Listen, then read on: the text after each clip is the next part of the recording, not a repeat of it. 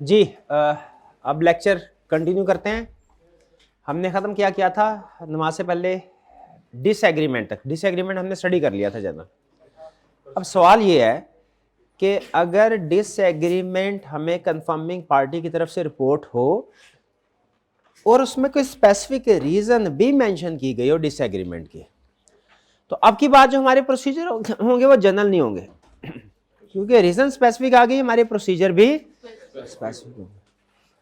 तो अब डिसएग्रीमेंट की रीजंस क्या हो सकती है, ये उसने कुछ रीजंस बताई है। ये समझ लीजिए आपको सिर्फ सिखाने के लिए सैंपल है, वरना वो कोई भी सिचुएशन क्रिएट कर सकता है। इसमें वो सम टाइम चैप्टर 10 जो है हमारा सब्सटेंटिव प्रोसीजर, इसकी कोई ना कोई सिचुएशन क्रिएट कर देता है।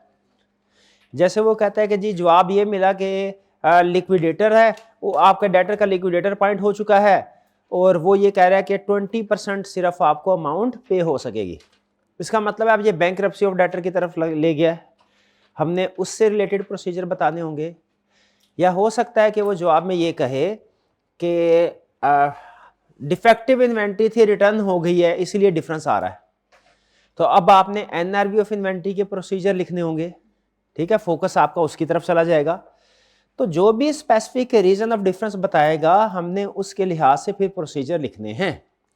चंद एक रीजंस क्या हो सकती हैं, जो कॉमन रीजन क्या हो सकती हैं वो, लेकिन याद रखिएगा इनके अलावा भी रीजन वो क्रिएट कर सकता है और करता है, ठीक है, लेकिन वो चैप्टर 10 के स्कोप से बाहर नहीं जाएंगे। क्या हो सकता है, जैसे वो कहे कि जी हमने तो पेमेंट 28 दिसंबर, अगर ईयर एंड 31 दिसंबर है तो कंफर्मिंग पार्टी ने जवाब दिया कि हमने तो 28 दिसंबर को ही पेमेंट कर दी थी, हमारा बैलेंस तो नील है, आप क्यों कह रहे हैं कि 5 लाख का बैलेंस है। हमने कहा अच्छा, अब मुझे बताइए ये मोस्ट लाइकली क्या है, टाइमिंग डिफरेंस है, कैश इन ट्रांजिट या good in transit? Cash in transit, ठीक है। अच्छा, अब इससे रिलेटेड प्रोसीजर क्या परफॉर्म करने हैं आपने ये देखना है कि ये जो पेमेंट उस कंफर्मिंग पार्टी ने 28 तारीख को भिजवाई है, ये हमारे क्लाइंट में कब रिसीव हुई है। अगर तो हमारे क्लाइंट को रिसीव हुई है, ये फर्ज कीजिए कि 2, 3, 4 जनवरी को, आपने डेट ऑफ रिसीट चेक करनी है। क्या चीज चेक करनी है? Date of receipt. अगर तो ये 2, 3, 4 जनवरी को रिसीव हुई है तो फिर इसका मतलब है ये वाकई ही में टाइमिंग डिफरेंस है और मजीद कुछ करने की जरूरत नहीं। लेकिन अगर आप डेट ऑफ रिसीट चेक करते हैं और वो पता चलती है कि जी डेट है 31 दिसंबर, फिर इसका मतलब ये हुआ कि डेटर से पैसे तो 31 दिसंबर पे ही आ चुके थे, ये रिकॉर्ड नहीं किया, तो ये मिस स्टेटमेंट हो गए। एक तो मिस स्टेटमेंट हो गए, करेक्शन करें, और दूसरा साथ ही साथ internal controls over receipt of cash, ये भी वीक है, इसीलिए तो डेली बेसिस के ऊपर ट्रांजैक्शन रिकॉर्ड नहीं हो रही, तो कंट्रोल्स भी वीक होंगे। भाई ये बात समझ आए? और अगर आपने डेट ऑफ रिसीट चेक की और पता चला कि 2 महीने हो गए आज तक वो कैश रिसीव ही नहीं हुआ, तो फिर भैया अब ये बात मिस स्टेटमेंट से भी बढ़ के फ्रॉड की तरफ आ गई है कि कैशियर ने लगता है इसको मिस अप्रोप्रिएट कर लिया है। तो ये काम आपने करना। तो जब कभी कैश इन ट्रांजिट हो, जब कभी पार्टी कहे हमने तो 28 तारीख को पेमेंट भेज दी थी, एज ऑडिटर हमने क्या चेक करना है? सबसे अहम चीज, date of receipt by our client, उन्होंने किस डेट को रिसीव किया है, ठीक है।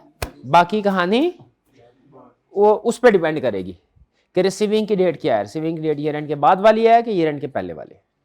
डन। फिर से थोड़ा एग्जांपल चेंज करते हैं। अगर फर्ज कीजिए कंफर्मिंग पार्टी ने रीजन बताई और उन्होंने रीजन ये बोला कि सर ये चीजें हमने ऑर्डर जरूर की थी ईयर एंड से पहले, लेकिन हमें मिली है 3 जनवरी को। कब मिली है? तो ये भी चूंकि ईयर एंड से 2-4 दिन पहले और 2-4 दिन बाद वाली बात है, तो मोस्ट लाइकली ये क्या है? Timing appears to be timing difference. लेकिन हमने क्या चीज चेक करनी है भला? Date of dispatch of good, कि हमारे क्लाइंट ने कब डिस्पैच की। अगर तो हमारे क्लाइंट ने ये गुड्स डिस्पैच की हैं, जो जीडीएन है उसकी डेट बनती है 29, 30, 31 दिसंबर, तो फिर इसका मतलब है बाकी टाइमिंग डिफरेंस है कि ईयर एंड से पहले सेंड किया और क्लाइंट को, कंफर्मिंग पार्टी को ईयर एंड के बाद मिला, फिर तो ठीक है। लेकिन अगर गुड डिस्पैच नोट पता चलता हमें 1 जनवरी या 2 जनवरी की है, फिर इसका मतलब है ये टाइमिंग डिफरेंस नहीं रहा, अब ये तो मिस स्टेटमेंट हो गया। ये तो आपने ईयर एंड के बाद की ट्रांजैक्शन थी और पहले रिकॉर्ड कर, कैसे पता चला पहले रिकॉर्ड कर लिया है? डाटा रिकॉर्ड हुआ है तो तभी तो रिकॉर्ड हुआ है कि आपने पहले रिकॉर्ड किया है। चीजें 1 जनवरी को डिस्पैच कर रहे हैं, रिकॉर्ड पहले ही कर रहे हैं, तो ये तो हो जाएगा क्या? Miss statement. Miss statement. Clear हुई है बात? और अगर वो जवाब आए उस पार्टी का, भाईजान हमने तो कभी चीजें ऑर्डर ही नहीं की, नहीं यार, इसको फ्रॉड की तरफ बात चली जाएगी। भाई क्लियर? कुछ समझ आए? आगे चलते हैं। अगर कंफर्मेशन लेटर आया, उसका जवाब यह है भाई हमने तो काफी अरसा पहले ही पेमेंट कर दी है, बताइए अब इंटरप्रिटेशन करें इसकी। हाँ, अब ये रिस्क ऑफ फ्रॉड की तरफ जाएगा। कंट्रोल्स भी वीक है, जिसकी वजह से कैश आपको सेंड हुआ, आप रिसीव नहीं किया, और इतना अरसा हो गया रिकॉर्ड भी नहीं हुआ, तो किसी की जेब में पहुंच चुका है। ठीक है, इसको फर्दर इन्वेस्टिगेट करना है। अच्छा, अगर आपको पता चलता है कि वो पार्टी कहती है भाईजान हमने तो 3 महीने पहले ही पेमेंट रिकॉर्ड कर दी है और पेमेंट भेज दी है, हम इन्वेस्टिगेट करते हैं तो पता चलता है वो ए ने पैसे भेजे थे, बी के अकाउंट में रिकॉर्ड हो गए, बताइए क्या मिस स्टेटमेंट है?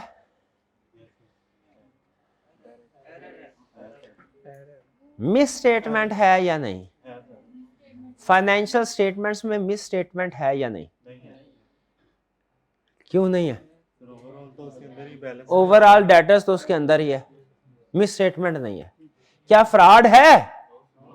नहीं, क्योंकि रिकॉर्ड तो हो गया पैसे, वो एक बजाय, तो शायद कंट्रोल्स ओवर रिकॉर्डिंग वीक है कि ए के बजाय बी के अकाउंट में ट्रांसफर कर दिए गए। ठीक है, तो इस तरीके से आपने इंटरप्रिटेशन करनी है जो भी वो आपको सिचुएशन क्रिएट कर। अगर थर्ड पार्टी ये कहती है सर हमारा बैलेंस तो ऐसा है जैसा कि आपके मोबाइल का बैलेंस, यानी ऐसा नहीं कि हमेशा जीरो रहता है, ये नहीं ऐसा कि आप एज ऑन टुडे का बैलेंस तो कंफर्म कर सकते हैं लेकिन प्रीवियस डेट का बैलेंस कंफर्म नहीं कर सकते, है ना ऐसे।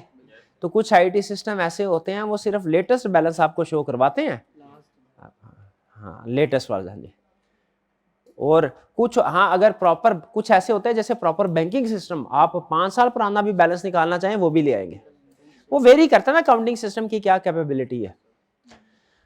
तो अगर क्लाइंट ये कहे भैया हमारा सिस्टम ऐसा है कि हम इस बैलेंस को कंफर्म नहीं कर सकते, तो क्या करेंगे आप? हाँ, ये होगा नॉन रिस्पॉन्स। रिस्पॉन्स आया तो सही लेकिन ये क्या होगा? नॉन रिस्पॉन्स की तरह। आपने क्या करना है इसमें? अल्टरनेटिव प्रोसीजर परफॉर्म करना है। हाँ, अल्टरनेटिव प्रोसीजर अभी उसकी तरफ आते हैं। अगर जवाब आया और पता चला डेटर बैंकरप्ट है, कौन से प्रोसीजर परफॉर्म करना है? क्लियर? तो ये डिपेंड कर। अच्छा, अगर आपने कंफर्मेशन लेटर भेजा और वो confirmation letter as it is वापस आ गया, जवाब नहीं आया, वो कंफर्म भैया इस नाम का बंदा इधर नहीं रहता,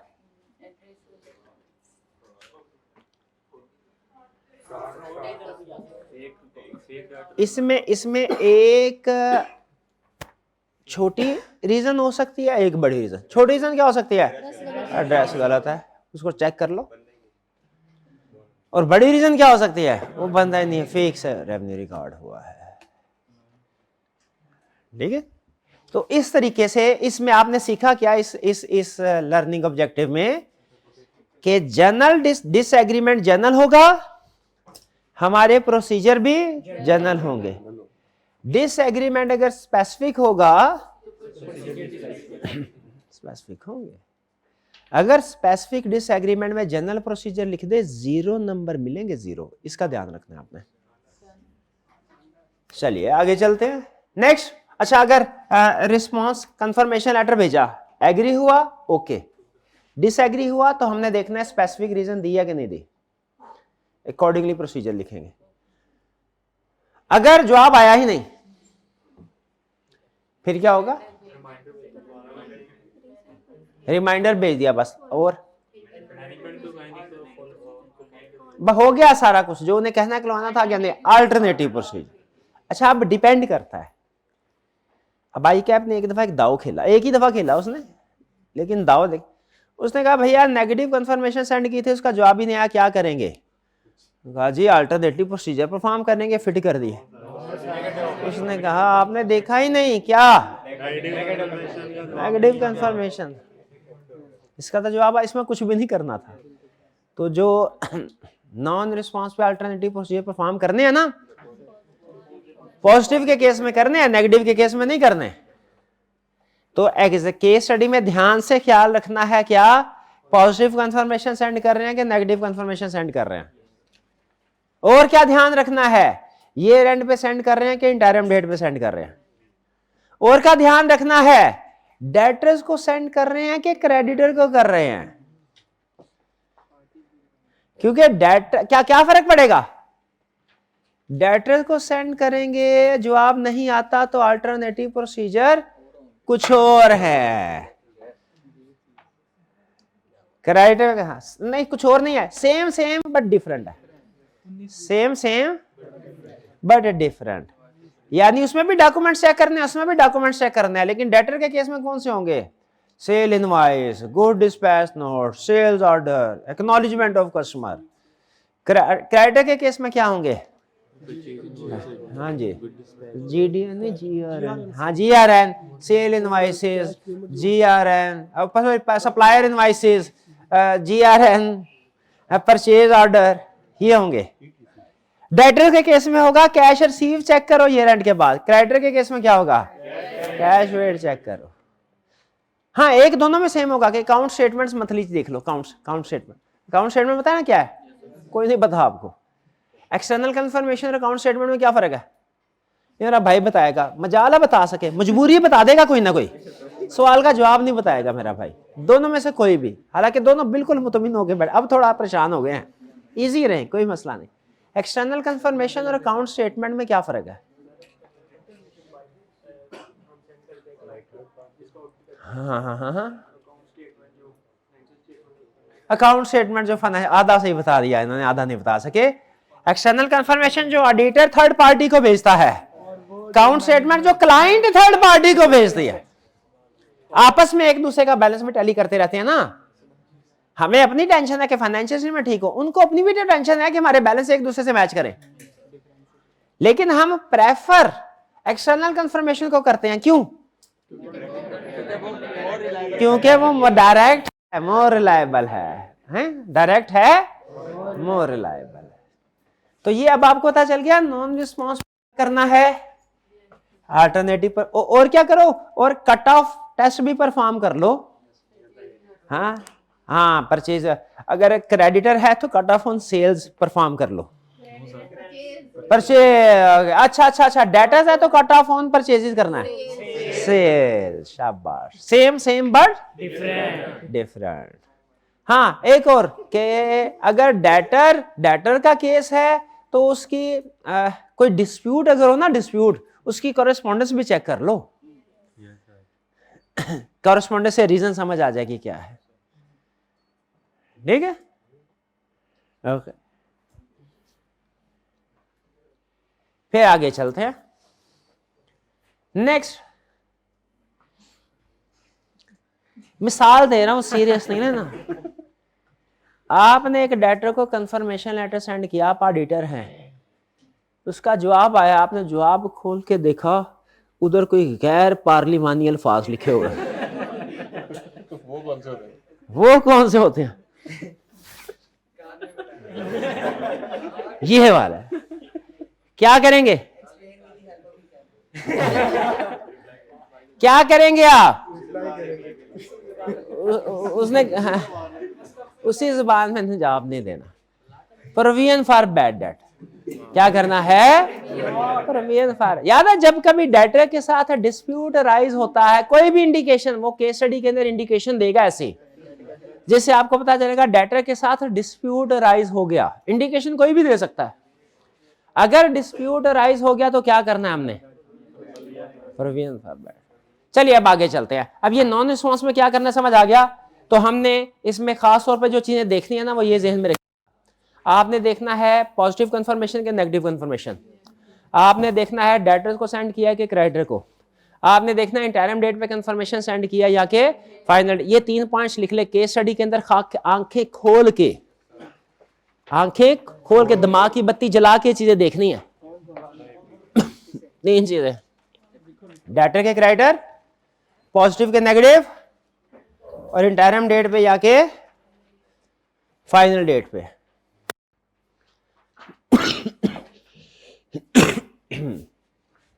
आगे चलते हैं।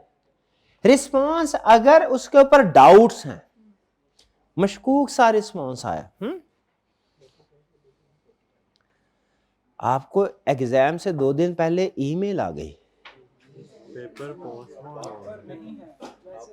आपको बगैर पेपर के सर्टिफिकेट ऑफ मेरिट दिया जाता है, क्या करें? हाँ, सैलाब में नहीं छोड़ते, कोरोना में नहीं छोड़ा, जंग में नहीं छोड़ते, यहाँ कहाँ छोड़ेंगे? अब बताइए डाउट्स हैं कि नहीं? हाँ, इसमें आपने क्या चेक करना है? इसमें आपने चेक करना है IT controls, communication medium secure है कि नहीं, डिजिटल सिग्नेचर, इनक्रिप्शन की गई है कि नहीं। अब ये इनक्रिप्शन और डिजिटल सिग्नेचर बस बराए नाम ही आप याद कर लें। प्रैक्टिकली आपने सिर्फ एक चीज देखनी है, क्या? ईमेल किस एड्रेस से आई है। अगर तो आई है president of ICAP 213@gmail.com, तो समझ लीजिए कि हाँ आपका दोस्त है, कोई है, दोस्त नुमा सांप है कोई, जो चाहता है कि आप पेपर देने ना आ जाएं।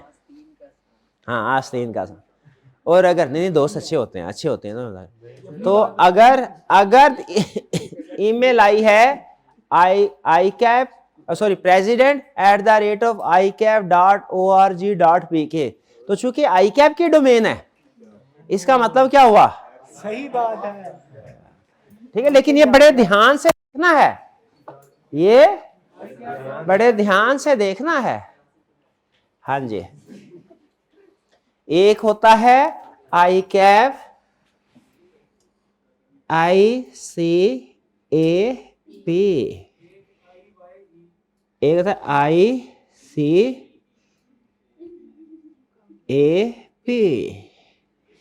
ये दोनों ICAP है ना, ये वाला भी ए ही पढ़ा जाता है, ये भी ए पढ़ा जाता है। ये जेन्युइन है, ये फेक है। ये एक बैंक का केस आया था, ऐसे बैंक की तरफ से ईमेल आई, उसमें ए ऐसे लिखा हुआ था। साइंसदान में सारा वेबसाइट को क्लोन बनाना आजकल कोई प्रॉब्लम ही नहीं है, डोमेन यूनिक होती है। और डोमेन में भी आप क्या करते हैं? अल्फाबेट याद करते हैं। ये अलग अल्फाबेट ए और ये अलग है, ये पता है रोमन चोमन उसमें आता है, वेबडिंग्स ऑप्शन में कोई आता है इस तरह, वो ये शायद शेप, ये डिफरेंट कैरेक्टर है, ये डिफरेंट है, तो वेबसाइट रजिस्टर हो जाती है डिफरेंट कर। लेकिन ये है, ये भी है, दिखने में ये भी है और ये भी है। ठीक है, तो ये इस तरह की चीजों का ध्यान रखना है हमने जब कभी इलेक्ट्रॉनिक, क्योंकि इलेक्ट्रॉनिकली रिस्पॉन्स हमारे लिए एक्सेप्टेबल है, और आइंदा आने वाले दिनों में इलेक्ट्रॉनिक रिस्पॉन्स के ऊपर हम ज्यादा शिफ्ट हो रहे हैं। पाकिस्तान में तो उसके कंट्रोल्स अभी इतने स्ट्रांग नहीं है, फॉरेन कंट्री में स्ट्रांग किए हुए हैं, उसका रिलायबिलिटी रेट भी ज्यादा होता है, वो क्विकली रिस्पॉन्स भी मिल जाता है। लेकिन फिलहाल जो पुराना सिस्टम ईमेल वाला, उसमें आपने क्या ध्यान रखना है कि ईमेल के जरिए से रिस्पॉन्स आए तो हमने उसके कंट्रोल्स ओवर कम्युनिकेशन देखना है। IT controls over communication strong हो, डिजिटल सिग्नेचर हो तो अच्छी बात है, इनक्रिप्शन हो तो अच्छी बात है। जैसे व्हाट्सएप में इनक्रिप्शन होती है, व्हाट्सएप पे आया हुआ मैसेज ज्यादा सिक्योर, ज्यादा बेहतर है ईमेल की निस्बत, फॉर एग्जांपल। तो ये वो कह रहा है कि रिप्लाई अनरिलायबल होगा। अनरिलायबल कब कब हो सकता है? सुने, एक, जब इलेक्ट्रॉनिकली रिप्लाई आए, इसमें डाउट्स है, इलेक्ट्रॉनिकली रिप्लाई आए, मैसेज है, डाउट्स है कि नहीं? क्या डाउट्स हैं कि हमें जेन्युइन सोर्स से मैसेज आया कि नहीं? हो सकता है किसी फेक सोर्स से आया, तो हमने क्या करना है, सेंडर की ऑथेंटिसिटी चेक करनी है कि ऑथेंटिक सेंडर से मैसेज से ईमेल वगैरह चेक करके, या दोबारा फोन कर सकते हो कि भैया वाकई आपने ईमेल भेजी है। और फोन उस नंबर पे नहीं करना जो इस ईमेल में दिया गया होगा जिसको चेक कर रहे हैं, ठीक है? ऑफिशियल अलग अलग सोर्स से चेक करना। हाँ जी। और देखना है कि क्या security control over communication medium strong है या नहीं। जैसे कौन कौन से सिक्योरिटी कंट्रोल्स, इंक्रिप्शन हो, डिजिटल सिग्नेचर हो, वगैरह वगैरह। अच्छा, एक तो डाउट क्रिएट होने में रिप्लाई पे जब रिप्लाई इलेक्ट्रॉनिकली आए, एक डाउट क्रिएट होता है जब रिप्लाई ओरल आए। ज़बानी कलामी उसने फोन करके कह दिया ओके, केस स्टडी की थी ना अभी, उसने ज़बानी कलामी भी फोन किया था और सीएफओ को कर दिया। तो अगर ओरल रिस्पॉन्स आए तो इस पे डाउट्स क्रिएट होते हैं, हमने क्या करना है, बोलना भैया रिटर्न। हालांकि ओरल एविडेंस भी एविडेंस बहरहाल है, लेकिन कंफर्मेशन नहीं है, कंफर्मेशन की डेफिनेशन पे पूरा नहीं उतरता। तो हम तो घर से कंफर्मेशन लेने निकले, हम उसे कहेंगे भाईजान आपने जवाब दे दिया, आपकी बड़ी मेहरबानी, थोड़ा सा और कष्ट उठाइए और हमें रिटर्न फॉर्म में जवाब दीजिए। रिटर्न फॉर्म में जवाब दे दे, गुड, नहीं जवाब देता तो नॉन रिस्पॉन्स समझा जाएगा, अल्टरनेटिव प्रोसीजर की तरफ जाएंगे। तीसरा केस जब रिलायबिलिटी पे डाउट क्रिएट होते हैं, वो क्या है, जब जवाब इनडायरेक्ट आए। क्या आए? इनडायरेक्ट मतलब क्या है, वाया मैनेजमेंट। तो मैनेजमेंट से कहा भाईजान आपके हाथ लगे, आपने जरूर टेम्परिंग हाथ की सफाई दिखा दी होगी। मैनेजमेंट के हाथ जिस एविडेंस को लग जाए तो समझ लीजिए हाथ की सफाई का रिस्क अराइज हो गया। हम कहेंगे भाई कंफर्मेशन का तो डायरेक्ट होना जरूरी है, ये इनडायरेक्टली चाहे भेजते हुए क्लाइंट इन्वॉल्व हो वो भी इनडायरेक्ट हो जाएगी, चाहे रिसीविंग के टाइम पे क्लाइंट इन्वॉल्व हो जाए वो भी इनडायरेक्ट हो जाएगी, दोनों सूरतों में। हम कहेंगे भैया नहीं, ये कंफर्मेशन आपके पास रखे, हमारे किसी काम की नहीं रही। कंफर्मिंग पार्टी से रिक्वेस्ट करेंगे भाईजान दोबारा सेंड करो, डायरेक्ट हमें सेंड करो। अगर डायरेक्ट सेंड करे गुड, डायरेक्ट सेंड फिर दोबारा ना करे अगर, क्योंकि जोर जबरदस्ती तो नहीं है, कंफर्मिंग पार्टी है, हमारा क्लाइंट थोड़ी है, फिर नॉन रिस्पॉन्स समझे, अल्टरनेटिव की तरफ जाए। डन जी? चलिए अच्छा आप जरा बताइए, एक ये और ये आई कैप के फेवरेट है, बल्कि ये भी, ये पूरा चैप्टर मैंने आपको बताया केस स्टडी के पॉइंट ऑफ व्यू से फेवरेट, ये भी काफी हद तक फेवरेट है। काफी item procedure management refuses to allow confirmation. Management कहती है जी हमने कंफर्मेशन लेटर नहीं सेंड करने देना आपको। सर ये 10 डेटर्स हैं, इनमें से 9 को कंफर्मेशन लेटर सेंड कर लें, 10वें को ना करें, तो हम क्या कहते हैं भला, बाकी 9 को छोड़ो, उसको बाद में देखेंगे, 10वें का बताओ पहले, इसको क्यों ना। मैनेजमेंट कोई ना कोई रीजन बताएगी, आपने देखना है कि क्या वो रीजनेबल जस्टिफिकेशन है या नहीं, या तो रीजनेबल जस्टिफिकेशन होगी। अच्छा आपके ख्याल में क्या रीजनेबल जस्टिफिकेशन हो सकती है? ऑनगोइंग डिस्प्यूट, डिस्प्यूट चल रहा, ठीक है, तो वो एक वैलिड रीजन, क्योंकि अगर डिस्प्यूट चल रहा, झगड़ा होना, तो दूसरी पार्टी को बैलेंस कंफर्म करे, वो पहले गुस्से में बैठे होते हैं, वो फिर गैर पार्लिमानी अल्फाज इस्तेमाल कर ठीक है, तो उनको गुस्से में होंगे, तो हमने उनको नहीं छेड़ना, पहले के क्या करना है, अल्टरनेटिव प्रोसीजर की तरफ जाना है। यानी जब मैनेजमेंट हमसे कहेगा, सर रिक्वेस्ट करेगी मैनेजमेंट, सर हम कंफर्मेशन लेटर नहीं भेजना चाहते, ना भेजें, रिफ्यूज करे मैनेजमेंट या रिक्वेस्ट करे सर आप सेंड ना कीजिए, तो हमने स्टेप नंबर 1 में मैनेजमेंट से क्या कहना है, रीजन बताओ, और फिर उस रीजन की रीजनेबलनेस, रीजन की जस्टिफिकेशन देखनी है, क्या रीजनेबल जस्टिफिकेशन है कि नहीं। अगर रीजनेबल जस्टिफिकेशन हो, for example ongoing dispute, alternative procedure की तरफ जाएंगे। अगर अल्टरनेटिव प्रोसीजर से एविडेंस मिल गया ओके, और अगर एविडेंस नहीं मिला, इफेक्ट मटेरियल होगा तो मॉडिफाइड नहीं, क्वालिफाइड बोल है, वो तो मैंने अपनी आसानी के लिए मॉडिफाइड लिखा हुआ है, आपके लिए ये लफ्ज इस्तेमाल करना मना है, आपको पता है ना। अगर इफेक्ट मटेरियल है तो, अगर इफेक्ट परवेसिव है तो, और आगे basis for qualified disclaimer opinion, आगे की ऑडिट मैटर क्वालिफाइड के केस में आएगा, डिस्क्लेमर के केस में नहीं आएगा, और एडवर्स ओपिनियन के केस में आएगा।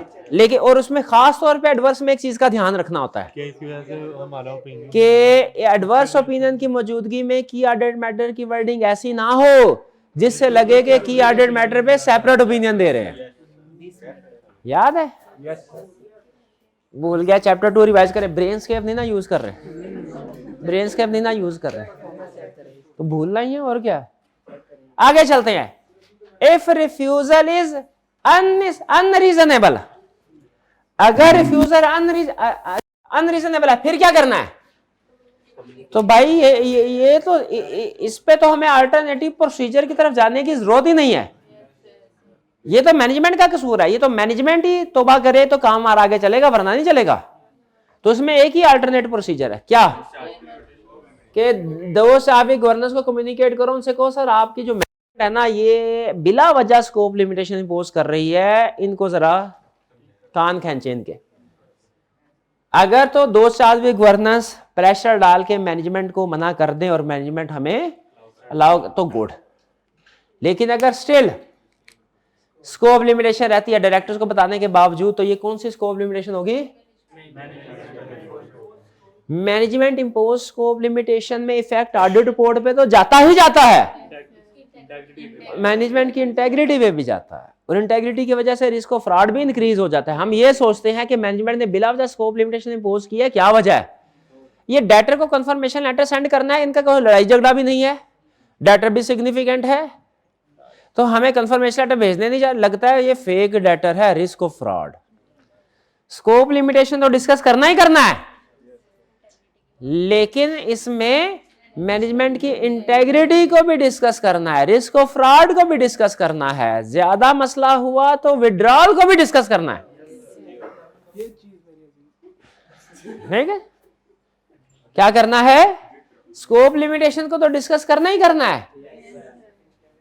देखिए ये स्कोप लिमिटेशन को डिस्कस कर दिया इसने, लेकिन उसके बाद मजीद मैनेजमेंट की इंटेग्रिटी को भी डिस्कस किया। रिस्क, ऑडिट रिस्क क्या है? इसको रिस्क ऑफ फ्रॉड बोले, इसको ऑडिट रिस्क में बात ना ढकी छुपी लग रही है, तो क्लियर खुल के बात करें, क्या risk of fraud, risk of fraud लिखे इधर, रिस्क ऑफ फ्रॉड। भाई कुछ समझ आया आपको? तो अभी तक हमने क्या क्या सीखा कि जब हमने कंफर्मेशन लेटर कल भेज दिए थे, आज हमने क्या किया? उनके जवाब का इंतजार किया, और फिर जो जवाब आया उस लिहाज से प्रोसीजर बता दिए। क्या क्या जवाब आ सकता था? एग्रीमेंट रिसीव्ड और agreed, received, not agreed, not received, और डाउट्स ओवर रिलायबिलिटी। और फिर अगर मैनेजमेंट रिफ्यूज करे कंफर्मेशन लेटर सेंड करने से, हमने उससे रीजन पूछ दिया, देखना है रीजनेबल जस्टिफिकेशन है या नहीं। रीजनेबल जस्टिफिकेशन हो तो अल्टरनेटिव प्रोसीजर मिल जाए, ओके, नहीं मिले स्कोप लिमिटेशन, ठक, इंपैक्ट ऑन रिपोर्ट। और अगर रीजनेबल जस्टिफिकेशन नहीं है, डायरेक्टर्स को कम्युनिकेट करेंगे, बात आगे ठीक नहीं तो स्कोप लिमिटेशन बाय मैनेजमेंट। और क्या करना है उसमें? इंपैक्ट ऑन रिपोर्ट तो होगा ही होगा, इंटेग्रिटी भी, रिस्क ऑफ फ्रॉड भी, और ज्यादा हालात खराब हो गए तो विड्रॉल भी। चलिए अब सिर्फ 2-3 चीजें, आपको 2 चीजें दिखानी है सिर्फ, आप समझ रहे हैं पढ़ानी है? नहीं पढ़ानी नहीं है, सिर्फ दिखानी। एक तो ये कि जब आप सारे काम कर लेंगे ना, आप मुझे ये बताइए, अच्छा एक असूल सुन ले प्रैक्टिस का, ये असूल किताबों में नहीं लिखा, काम आएगा आपके, कि सीनियर और पार्टनर को जितने ज्यादा अपने वर्किंग पेपर्स, डॉक्यूमेंट्स, अपने प्रोसीजर, काम रिव्यू करवाएंगे ना, ये सोच के कि उनको पता चलेगा मैंने बहुत ज्यादा काम किया है, उतना ही ज्यादा आपके वर्क में डेफिशिएंसीज निकलेंगी।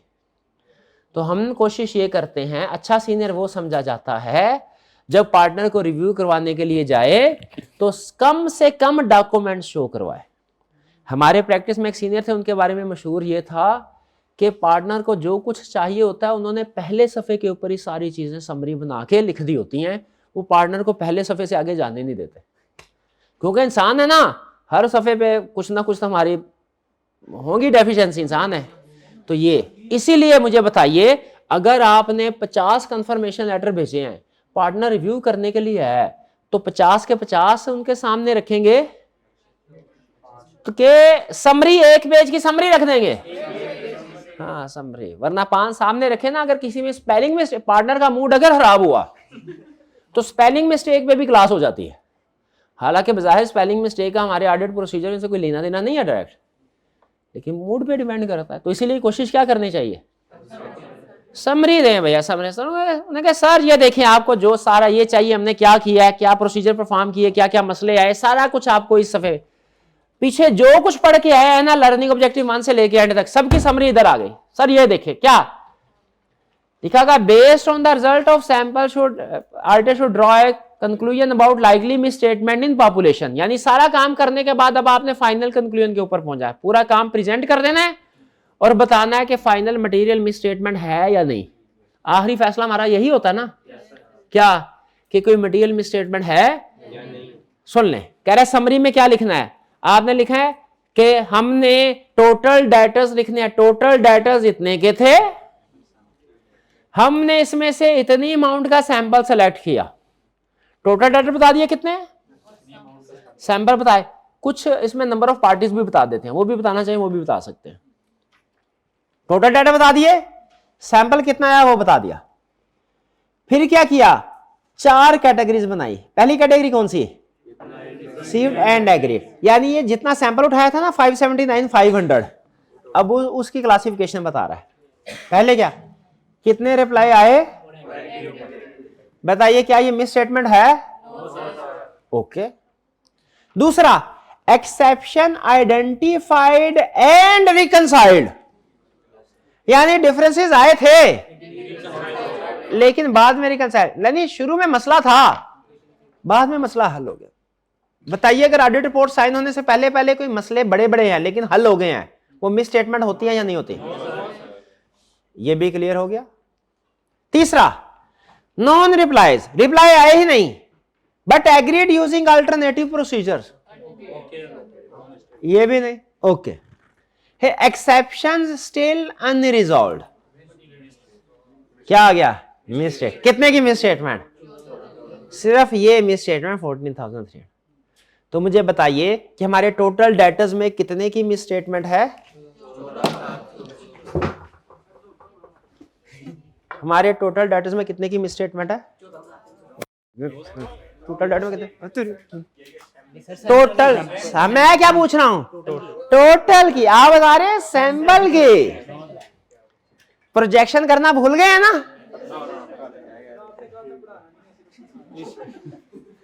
हाँ तो देखना, देख प्रोजेक्शन कैसे हुई, देख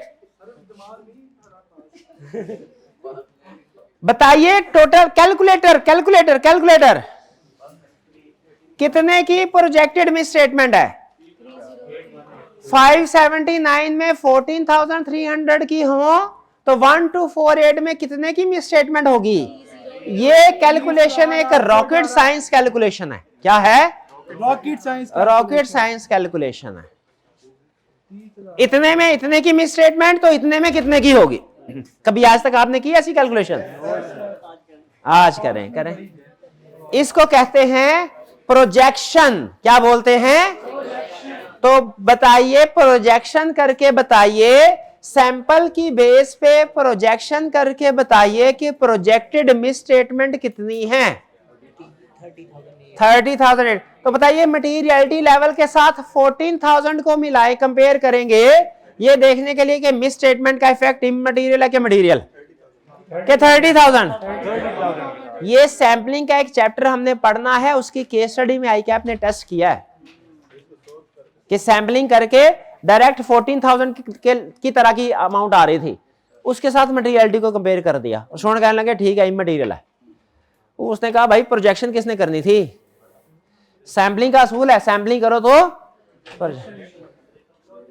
हाँ जी। अगर मटेरियल है तो फिर गड़बड़ा, फिर देखेंगे आगे क्या करना है, और अगर इमटेरियल है तो क्या करें, अनकरेक्टेड स्टेटमेंट। हाँ, summary of uncorrected miss statement में इसको ऐड लिखा है, uncorrected schedule, cumulative error schedule, उसमें लिख दो जी। हाँ, प्रॉफिट देते, परसेंट देते, तो फिर मटेरियलिटी के साथ कंपेयर करके देख बताएं उसको मटेरियल है कि नहीं। वो जितने मर्जी हो, आपने तरीकाकार यही रखना है, क्या सैंपलिंग की प्रोजेक्शन लाजमी करनी है, जहां कहीं सैंपलिंग होगी प्रोजेक्शन लाजमी होगी, और फिर प्रोजेक्टेड मिस स्टेटमेंट को किसके साथ कंपेयर करना है, मटीरियलिटी लेवल के साथ। डन जी। बस चैप्टर कंप्लीट हो गया। अगर आप कहें तो आपको कंफर्मेशन लेटर के शक्ल दिखा दें, शक्ल दिखा दें कैसी होती है। ये छोटा सा 3 लाइनें, 3 लाइनें। आपने मुझे बताना है कि ये 1 मिनट है, एक आंखें बंद करें, आंखें बंद करें, बस ठीक है। अब आपने मुझे बताना है ये पॉजिटिव कंफर्मेशन है कि नेगेटिव। आए, हमने तो ये पढ़ा था कि इसको ऑडिटर सेंड करता है, लेकिन ये क्लाइंट का लेटर हेड क्यों लिखा हुआ है? हाँ, ताकि उसको पता चल, वो हमें थोड़ी जानता है, कंफर्मिंग पार्टी क्लाइंट को जानता है। इससे फर्क नहीं पड़ता कि लेटर हेड किसका है, फर्म का भी हो सकता है, क्लाइंट का भी हो सकता है, इससे फर्क नहीं पड़ता। अल्फाज में ऑडिटर की तरफ से लिखा हुआ है कि we are auditor and we are sending you, कि मैनेजमेंट की तरफ से लिखा हुआ है कि this is our auditor, he is sending you, ऐसे, इससे फर्क नहीं पड़ता। फर्क किससे पड़ता है? सेंड कौन कर रहा है, रिसीव कौन कर रहा है, कौन लिख रहा है, हाँ, कैसे भेज रहे हैं, किस सफे पे भेज रहे हैं, इलेक्ट्रॉनिक है, इससे फर्क, किससे फर्क पड़ता है? भेज कौन रहा है, रिसीव कौन कर रहा है। अब वो यहां पे ऐसे होता है जैसे लगता है कि ये ना मैनेजमेंट खुद सेंड कर रही है। मैनेजमेंट असल में लिख के ना अथॉरिटी लेटर के तौर पे, आपको पता है अथॉरिटी के तौर पे साइन करने होते हैं, तो मैनेजमेंट अथॉरिटी के तौर पे इसको लिख के ऑडिटर के हवाले कर रही है। असल में प्रैक्टिकली ये भी हम ही ने लिखा होता है, मैनेजमेंट सिर्फ नीचे साइन कर देती है। कह रहा है at the request of our auditor, जो भी ऑडिटर है, please confirm your outstanding balance with us as on that date. क्या डेट लिखनी चाहिए कि नहीं, जिस डेट का बैलेंस कंफर्म करा है? पक्का? और अगर ये भाईजान कंफर्मेशन लेटर सेंड करें और डेट ही लिखें कि कौन सी डेट का बैलेंस कंफर्म करना है, फिर इनकी क्लास होनी चाहिए कि नहीं होनी चाहिए? वो डेट साथ लिखनी है, डेट लिखनी है कंफर्मेशन लेटर सेंड करते हुए। According to our record your balance is rupees इतने, बैलेंस ठीक है लिख दें, सीट अटैच, स्टेटमेंट भी साथ अटैच कर दे कि ये बैलेंस है एविडेंस के तौर पे। If you agree with this amount, sign below and return this letter directly to our auditor. Directly to our auditor लिखना लाजमी है, वरना रूटीन में आपको होता है वो डेटर क्रेडिटर किसको लेटर लिखते होते हैं, क्लाइंट को। ये डायरेक्टली टू ऑडिटर नहीं लिखेगा, ये नहीं लिखेगा, नहीं लिखेगा, और नहीं लिखेगा, और उसमें क्लाइंट, वो कंफर्मिंग पार्टी क्लाइंट को भेज देगी, फिर ये दोबारा भेजेगा, लिखेगा, ये लिखेगा। ओके, तो डायरेक्टली, अच्छा ठीक है। If you disagree, inform our auditors directly about your record, provide details about any difference on the back of this letter. ये पता क्या लिखेगा? ये लिखेगा कि अगर आप डिसएग्री करते हैं तो ऑडिटर को बता दें कि डिसएग्रीमेंट है। रीजन नहीं लिखेगा, ये नहीं लिखेगा, ये नहीं ना लिखेगा, लिखना है, लिखना है, बाद में फोन करके पूछता रहेगा। लिखे तो बताइए ये पॉजिटिव है कि नेगेटिव है? पॉजिटिव है। क्या इससे आप नेगेटिव भी बना सकते हैं? कौन से वाली हटा दें, फर्स्ट वाली के सेकंड वाली? फर्स्ट वाली।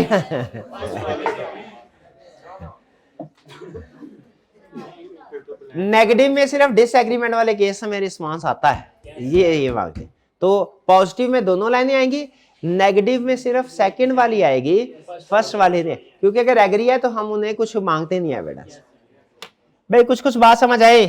तो अच्छे कंफर्मेशन लेटर की क्या खसूसियात है पता चल गया आपको, है ना? और ये जो कुछ लोग गलत कंफर्मेशन लेटर लिखते हैं वो भी पता चल गया आपको कौन लोग हैं वो, और कैसे गलत कंफर्मेशन लेटर लिखते हैं। चले भाई, इतनी सी बात थी भाई, यही दिखाना था। अब क्यों परेशान हो रहे, पढ़ाया है कोई मैंने? सिर्फ कंफर्मेशन लेटर का फॉर्मेट दिखाया आपको, समरी दिखाई है और कंफर्मेशन लेटर का फॉर्मेट कुछ रह तो नहीं गया, ये ले। अच्छा बताइए नहीं चीट शीट ऐसे साहब कुछ आज ही थोड़ी पढ़ा देना है, फिर आपने कहना 2 दिन में चैप्टर नहीं बता दिया आपने, नहीं। हाँ प्लान करके लिखा ना, प्लान करके पहले कर, जितना प्लान करके है ना कम पढ़ाना है ना ज्यादा पढ़ाना है, उतना तो पढ़ाना है। अच्छा ब्लैंक लेटर भेजना हो, ब्लैंक कंफर्मेशन लेटर, हाँ तो उसमें फिर अमाउंट ना लिखें, ये अमाउंट ना लिखें, उसमें लिख दे एक्सप्लेन करें आपके बैलेंस क्या है। ये उस सूरत में ज्यादा बेहतर है अगर आपको लगे कि क्लाइंट बगैर वेरिफिकेशन के जवाब दे देगा, वरना ये ज्यादा बेहतर है क्योंकि इसमें जो डिफरेंस की रीजन होते हैं ना वो कंफर्मिंग पार्टी खुद कैलकुलेट करके बताती है। अगर कंफर्मिंग बैंक कंफर्मेशन भेजी और पार्टी ने जवाब बैलेंस दे दिया ना और वो फर्क हुआ तो गैस करे रिकंसिलिएशन किसको बनानी पड़ती है? ऑडिटर भी खुद थोड़ी करता, वो मैनेजमेंट को कहेगा भैया आप बना दे। ऑडिटर भी तो ऑडिटर है, वो मैनेजमेंट पे डाल देता है आप बनाए।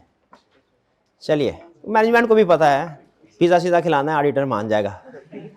हाँ जी चलिए क्लियर हो गया जी। ये था हमारा आज का लेक्चर। कोई क्वेश्चन पूछना चाहते हो पूछ लीजिए जी। याद क्या क्या करना है